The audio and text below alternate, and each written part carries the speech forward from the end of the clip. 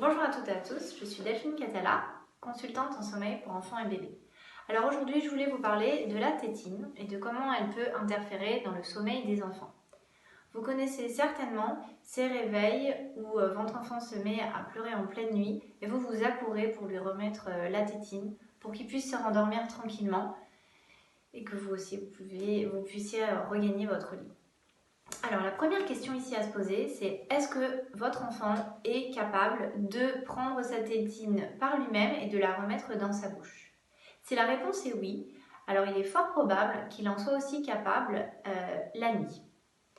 Donc ici, je vous conseillerais donc de lui enseigner à le faire par lui-même la nuit. Avant que je vous explique la marche à suivre, 3 choses à avoir en tête. La première, y aller par étapes.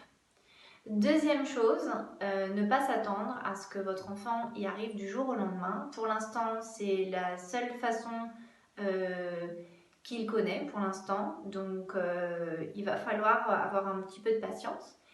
Et la troisième chose, c'est être constant et régulier pour pas amener de confusion chez votre enfant dans la réponse que vous allez lui apporter la nuit au moment de ses pleurs. Alors, la marche à suivre est la suivante. Je rappelle que c'est pour les enfants qui savent déjà remettre leur tétine tout seul de jour. Alors, avant le coucher, vous allez prendre quelques tétines. 3 tétines, ça me paraît d'être un nombre raisonnable, que vous allez mettre dans le coin du lit et vous allez lui montrer en lui disant voilà, les tétines sont là à disposition, c'est pour toi, tu les prends la nuit quand tu as besoin pour te remettre la tétine tout seul, comme un grand.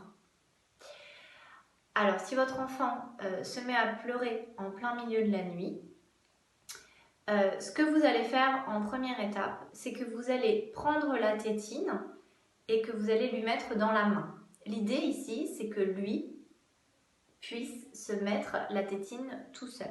S'il est encore petit, vous pouvez lui prendre la main et lui indiquer le chemin de la bouche. Voilà, l'idée c'est que ce soit pas votre main qui lui remette la tétine, mais c'est que ce soit plutôt lui qui le fasse. Voilà, même si vous l'aidez un petit peu s'ils sont petits.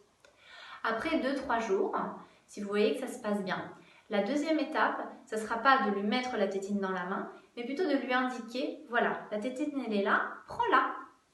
Voilà, jusqu'à ce que lui sache le faire tout seul, prenne la tétine et la mettre. Voilà, j'espère que ces conseils vous aideront pour que vos bouts puissent avoir des nuits tranquilles et paisibles, vous aussi par ailleurs, en vous souhaitant une belle journée.